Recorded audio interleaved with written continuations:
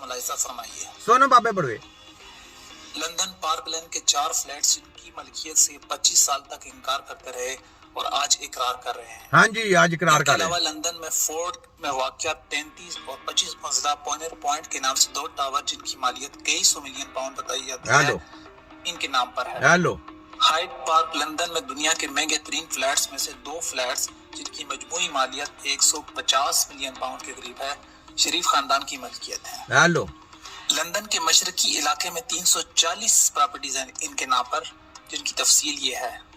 Ivan field house, park lane जिसकी million pound है, flat number 8 Borward palace London W2 जिसकी मालियत 7 lakh pound है, flat number 9 Borward palace London जिसकी मालियत 9 लाख पाउंड है, डेविक स्ट्रीट लंदन W1 जिसकी मालियत 1.5 मिलियन पाउंड है, flat number 12A 118 park lane Mayfair London SW1 जिसकी मालियत 5 lakh pound, flat number 236 green street. इनके अलावा एन बर्मिंघम पैलेस के करीब जायदादें हैं जिनकी मालियत 4.5 मिलियन पाउंड है। सेंट्रल लंदन के आसपास 80 मिलियन पाउंड की जायदादें हैं इनकी। सामीन, कुछ अर्सा पहले हुसैन नवाज ने लंदन रॉयल स्टेट में एक ही वक्त में 1.2 बिलियन डॉलर या 1200 मिलियन डॉलर की सरमायाकारी करके दुनिया को हैरान कर दिया। इसका चर्चा पाकिस्तानी मीडिया पर भी हुआ था, जिसको आप आसानी गूगल में देख सकते हैं। आसानी गूगल में देख सकते हैं। सामीन, ये तो थी लंदन की प्रॉपर्टी की तफसील। हाँ जी। अब जरा सुनिए इनकी पाकिस्तान और दीगर ममालिक में प्रॉपर्टी। नवाज शरीफ लाहौर में जिस घर में रिहायश पजीर हैं उसको रायबंड महल कहा जाता है, जिसका अहाता 25,000 कनाल पर मुकीत है। इसकी मार्केट वैल्यू अरबों रुपए बनती है। मरी में इनका एक आलीशान महल है। छांगा गली अबटाबाद में जमीन और एक मकान है। माल रोड मरी पर एक शानदार कीमती बंगला है इनका। शेखोपुरा में 88 कनाल की एक जमीन है इनकी। इन सब के अलावा लाहौर में 1700 कनाल की जायदादें हैं इनकी।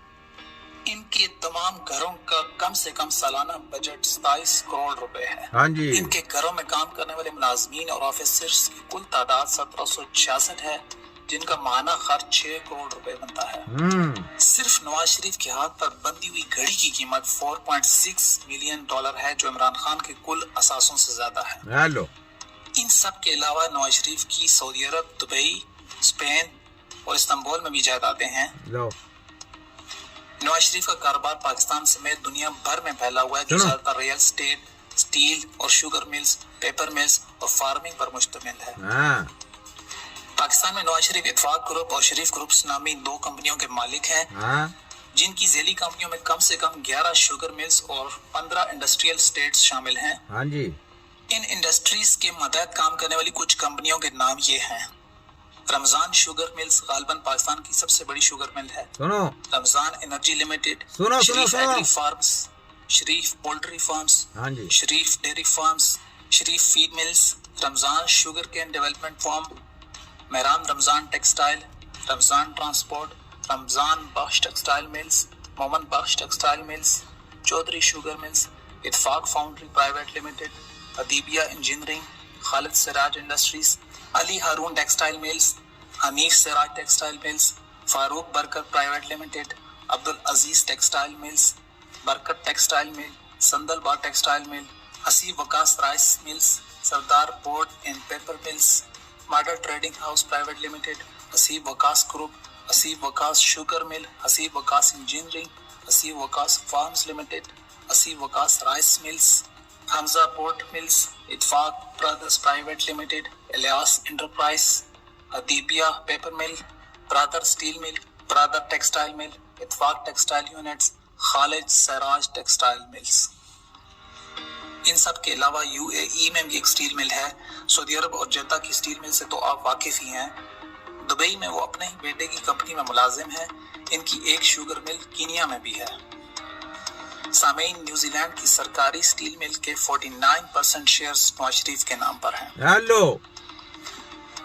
कुछ अर्सा पहले मशहूर पाकिस्तानी टीवी एंकर मुबशर लगमान ने अपने प्रोग्राम में इंकशाफ किया کہ محمد منشا کی ملکیت کی کئی کمپنیاں دراصل نواز شریف کی ہیں اور میاں منشا ان کے فرنٹ مین ہیں۔ یہ کمپنیاں نجکاری کے ذریعے خریدی گئیں۔